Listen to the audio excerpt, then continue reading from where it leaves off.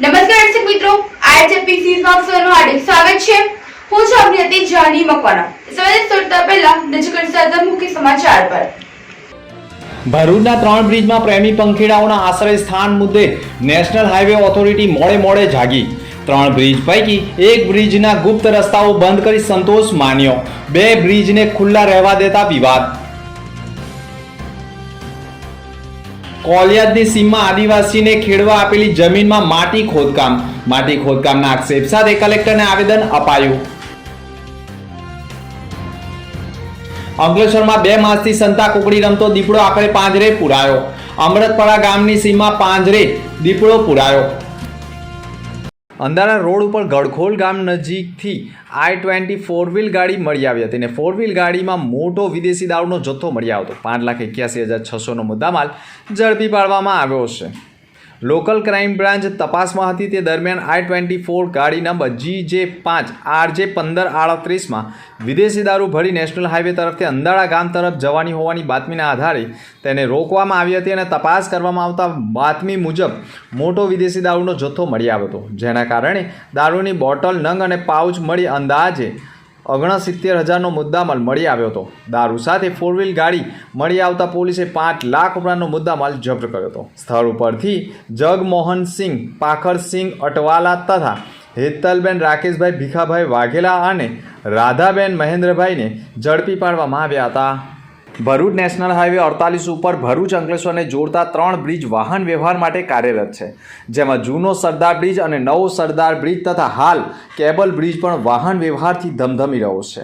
પરંતુ આ 3 બ્રિજની અંદર ગુપ્ત જગ્યામાં પ્રેમી પંખીડાઓ માટે આશ્રય સ્થાન બની ગયું છે અને સમગ્ર અહેવાલો પણ મીડિયાના ચગડોળે ચડ્યા છે, જેના પગલે નેશનલ હાઈવે ઓથોરિટીના અધિકારીઓએ પણ દેખાવા પૂરતી કામ કરી હોય તેમ માત્ર કેબલ બ્રિજના જ ગુપ્ત દરવાજા બંધ કરી સંતોષ માન્યો છે અને હજુ પણ આ વિસ્તારમાં પ્રેમી પંખીડાઓના દૂષણો દૂર કરવાની માંગ પણ મંદિરના મહંતો ઉઠાવી રહ્યા છે।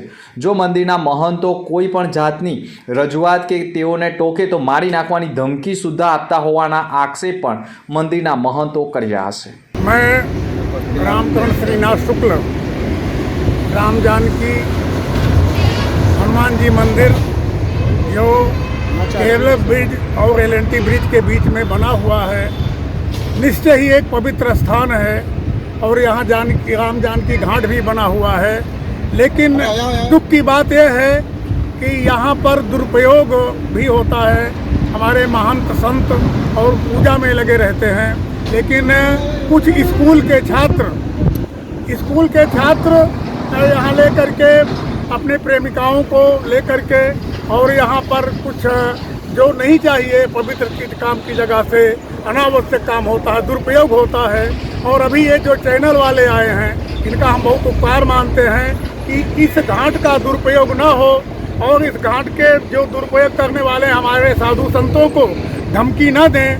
धमकी देकर के भी वो इधर आते हैं सायंकाल के समय, इसका दुरुपयोग न हो। हम चैनल वालों का बहुत आभार मानते हैं, उनको प्रणाम करते हैं और ऐसा हम आशा रखते हैं कि भविष्य में अब इस घाट का दुरुपयोग नहीं होगा जो लड़के लड़कियाँ आकर के यहाँ पर करते हैं। धन्यवाद। મીડિયાના અહેવાલો પ્રકાશિત થતાં જ નેશનલ હાઈવે ઓથોરિટીએ પણ 3 બ્રિજ પૈકી કેબલ બ્રિજના ગુપ્ત દરવાજા બંધ કરી સંતોષ માની લીધો છે। જો કે આ સમગ્ર અહેવાલ બાદ નેશનલ હાઈવે ઓથોરિટીનો સંપર્ક કરવાનો પ્રયાસ કરતા ભરૂચની ઓફિસ બંધ કરી દેવામાં આવી હોય અને ઓફિસને કામડે જ ખસેડવામાં આવી હોવાનું જાણવા મળ્યું છે, જેના કારણે નેશનલ હાઈવે ઓથોરિટીનો સંપર્ક કરી શકાયો નથી। પરંતુ નેશનલ હાઈવે ઓથોરિટીની કામગીરી શંકાના દાયરામાં આવી રહી છે। બ્રિજની ગુપ્ત જગ્યાઓ કૂટણખાના ચલાવવા માટે આપવામાં આવી રહ્યા હોવાના ચર્ચાઓએ ભારે જોર પકડ્યું છે। મીડિયાના અહેવાલો બાદ કેબલ બ્રિજ ગુપ્ત દરવાજા બંધ કરાયા, પરંતુ હજુ જૂનો અને નવો સરદાર બ્રિજના ગુપ્ત દરવાજા હજુ ખુલ્લા છે, જેનો ઉપયોગ હજુ પણ પ્રેમી પંખીડાઓ કરી રહ્યા છે અને આ બ્રિજને નુકસાન કરવાના હેતુથી કોઈ અસામાજિક તત્વ કોઈ કૃત્ય કરે તો તેનો જવાબદાર કોણ તેવા સવાલો ઊભા થઈ ગયા છે। જો કે આ બ્રિજની અંદર ગેંગરેપ જેવી ઘટના પણ બને તો પણ કોઈને ખબર ન પડે તેવી સ્થિતિ ઊભી થઈ ગઈ છે। નેશનલ હાઈવે ઓથોરિટી દ્વારા તાત્કાલિક ધોરણે જૂનો અને નવો સરદાર બ્રિજના ગુપ્ત દરવાજા પર તાત્કાલિક ધોરણે બંધ કરવામાં આવે તે પણ જરૂરી છે। અહીંયા ખૂબ પ્રમાણમાં છોકરા છોકરીઓ ઘૂમવા ફરવા આવે છે અને ખરાબ કૃત્ય થઈ રહેલું છે। જ્યારે રામજી મંદિરના સાધુ સંતો એ છોકરાઓને સમજાવે છે તો એમને ખરાબ લેંગ્વેજમાં ગારો બોલે છે અને સાધુ સંતોને ધમકી પણ આપવામાં આવે છે. આ કૃત્ય બંધ થાય, પોલીસ સહકાર આપે અને અહીંયા કાયમ માટે તપાસ કરે એવી અમે આશાઓ રાખીએ છીએ. જય Shri Ram. Body building and best physics association Bharuch દ્વારા સતત ત્રીજા વર્ષે પણ બોડી બિલ્ડિંગ્સ કોમ્પિટિશનનું આયોજન કરવામાં આવ્યું. આ વખતે અંકલેશ્વર ખાતે આવેલા મોદીની વાડી મોદીનગર હાંસોટ રોડ ખાતે સ્પર્ધાનું આયોજન કરવામાં આવ્યું. આ સ્પર્ધામાં ભરૂચ જિલ્લાના અલગ અલગ જીમના ટ્રેનરોએ પોતાના જીમના બેસ્ટ બોડી બિલ્ડરોને આ સ્પર્ધામાં ભાગ લેવડાવ્યો હતો. આ સ્પર્ધામાં junior, senior, men's body buildings, men's physics અને મેન્સ ક્લાસિક તથા બોડી બિલ્ડિંગ્સ અને માસ્ટર બોડી બિલ્ડિંગ્સ દિવ્યાંગ બોડી બિલ્ડિંગ્સ ચેમ્પિયનશિપ 2023-24નું આયોજન કરાયું હતું. આ સાથે માસ્ટર કેટેગરી માટેનું સતત બીજા વર્ષે પણ આયોજન કરવામાં હતું. જોકે આ વર્ષે પણ માસ્ટર કેટેગરીમાં સતત બીજા વર્ષે પણ પ્રથમ ક્રમાંકે રેમ્બો જીમના ઇરફાન મલેક હાંસલ કરેલો હતો. આ સાથે સાથે રેમ્બો જીમના કરણ સોલંકીએ પણ પ્રથમ ક્રમાંક, અમાન મલેકે ચોથો ક્રમાંક અને પિયુષ સોલંકીએ પણ 5મો ક્રમાંક હાંસલ કર્યો છે. આ સાથે જ રેમ્બો જીમે પોતાના 4 બોડી બિલ્ડિંગનોએ કોમ્પિટિશનમાં ઉતાર્યા હતા, જેમાં તમામે તમામ પોતાનું બેસ્ટ આપી 1થી 5મા નંબર લાવેલ હતા. જ્યારે ભરૂચની મારુતિ જીમના ટ્રેનર અક્ષય કહાર અને ભરૂચ જિલ્લાના ચેમ્પિયન ઓફ ધ ચેમ્પિયનનો ખિતાબ હાંસલ કર્યો છે. જોકે આ સાથે ઇરફાન મલિક સાથે વાત થતાં તેઓએ કહ્યું હતું કે આવનાર દિવસમાં મિસ્ટર ગુજરાત આવનાર હોય, જેથી આજથી જ તેઓએ પણ તેઓની ટીમ મિસ્ટર ગુજરાતની તૈયારીમાં લાગી ગયા છે. અંકલેશ્વરના પૂર્વ પટ્ટીના ગામોમાં 3 દીપડાના પરિવારની હૈયાતી જોવા મળી હતી.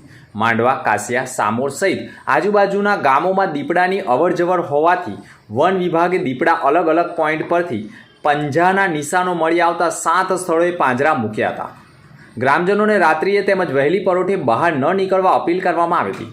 દીપડાની જાણકારી અંગે શાળાઓમાં જાગૃતિ માટેના કાર્યક્રમો કરવામાં આવ્યા હતા. ત્યારે આજે વહેલી સવારે જ અંકલેશ્વરના અમૃતપરા ગામની સીમા વન વિભાગ દ્વારા ગઈકાલે મૂકવામાં આવેલા પાંજરામાં જ દીપડો પાંજરે પુરાઈ ગયો હતો. વન વિભાગ દ્વારા દીપડાને શાલીમાર નર્સરી ખાતે લાવી વેટરનરી ડૉક્ટર દ્વારા તેની ચકાસણી કરી તેમને જંગલ વિસ્તારમાં મુક્ત કરવામાં આવનાર છે.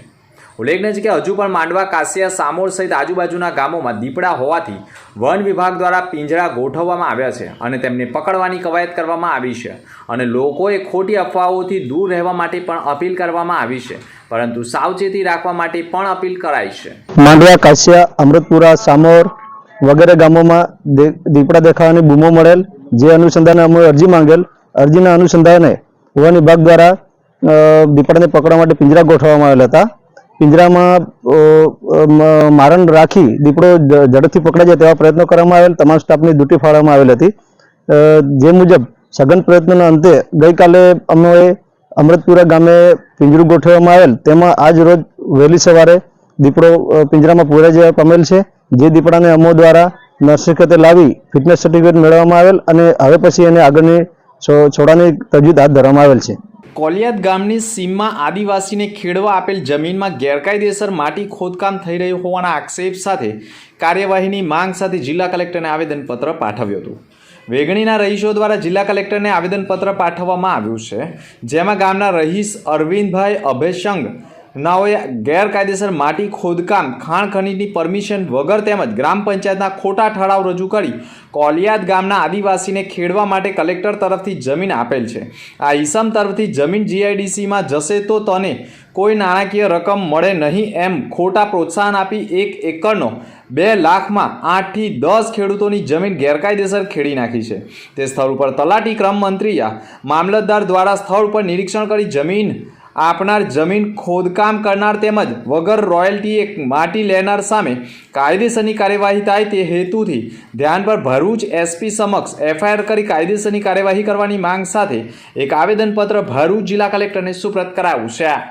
અસ્મિતાના મનોદિવ્યાંગ બાળકો તથા ગુરુકુલમ જ્ઞાન વર્ગોના બાળકો માટે મેડિકલ કેમ્પનું આયોજન કરવામાં આવ્યું છે. સંસ્થાના સ્થાપક પ્રવીણભાઈ પટેલના અમેરિકાના મિત્ર ડૉક્ટર રાજન જોશી અને ડૉક્ટર શોભના જોશીના સહયોગથી હાલ બાળકોની ચકાસણી તથા નિદાન પ્રક્રિયા શરૂ કરે છે. હાલ 200 જેટલા બાળકોનું નિદાન તબીબ દંપતી દ્વારા કરવામાં આવ્યું હતું. તેમાંથી 5 થી 6 બાળકોના હૃદયની અને અન્ય બાળ રોગની ગંભીર તકલીફો જણાયેલી છે. તેના માટે તેની સારવારનું તમામ આયોજન સંસ્થા દ્વારા કરવામાં આવશે. કુલ 380 ગુરુકુલમના બાળકો અને અસ્મિતા નિવાસી શાળાના 100 જેટલા મનોદિવ્યાંગ બાળકોનું નિદાન કરી જરૂર મુજબ આગળની મેડિકલ કાર્યવાહી કરવામાં આવશે. સ્થાપક પરિવારના અને ટ્રસ્ટ મંડળના અથાગ પ્રયત્નો દ્વારા આ ઉત્તમ સેવા કાર્ય કરવામાં આવી રહ્યું છે. અસ્મિતા વિકાસ કેન્દ્ર દ્વારા સંસ્થાની આજુબાજુના ત્રાલસા, કુવાદરા, દયાદરા, બોડી, પીપળા અને હલદર એમ કુલ 6 ગામોમાં ગુરુકુળના જ્ઞાન વર્ગો ચાલી રહ્યા છે. ધોરણ 1 થી 8માં ભણતા આર્થિક રીતે નબળા પરિવારો માટે પણ સંસ્થા દ્વારા જે તે ગામમાં શિક્ષકો દ્વારા પણ શિક્ષણ આપવામાં આવે છે. નમસ્કાર. અમારા અસ્મિતા ગુરુકુલમ જ્ઞાન વર્ગોમાં જે રીતે શિક્ષણનું અને સંસ્કારનું કાર્ય થાય છે, સાથે સાથે અનેકવિધ પ્રવૃત્તિઓ પણ અમે કરાવતા હોય છે, જેમાં બાળકોને વિશેષ લાભ મળી શકે અને ખાસ કરીને આર્થિક રીતે નબળા પરિવારોમાંથી આ બાળકો આવતા હોય છે. તો અમારા સ્થાપક શ્રી પ્રવીણભાઈ પટેલના અંગત મિત્ર યુએસએમાં ડૉક્ટર સ્પેશિયાલિસ્ટ તરીકે ડૉક્ટર રાજન જોશી સર, જે લંગ સ્પેશિયાલિસ્ટ છે, અને એમના મિસિસ ડૉક્ટર શોભના જોશી, જે બાળકોના નિષ્ણાંત તરીકે વર્ષોથી ત્યાં અમેરિકામાં કાર્ય કરી રહ્યા છે અને દર વર્ષે અહીંયા આવી અને અમારા દિવ્યાંગ બાળકો માટેનું તો આ કાર્ય થતું જ હોય છે. પણ આ વર્ષે અમે લોકોએ ગુરુકુલમના જે અમારા 6 ગામો છે એ ગામોની અંદર બાળકોના ચેકઅપનો કાર્યક્રમ યોજ્યો છે. 2 દિવસથી આ કાર્યક્રમ અત્યારે ચાલી રહ્યો છે. લગભગ 380 જેવા જે અમારા ગુરુકુલમ જ્ઞાન વર્ગોના બાળકો છે, આ તમામનું અમે નિદાન કરીશું. અંબા મુકેશ સમાચાર પર ફરી એક નજર.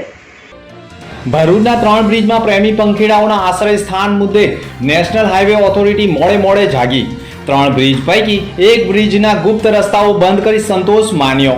2 બ્રિજને ખુલ્લા રહેવા દેતા વિવાદ. કોલિયાદની સીમમાં આદિવાસીને ખેડવા આપેલી જમીનમાં માટી ખોદકામના આક્ષેપ સાથે કલેક્ટરને આવેદન અપાયું.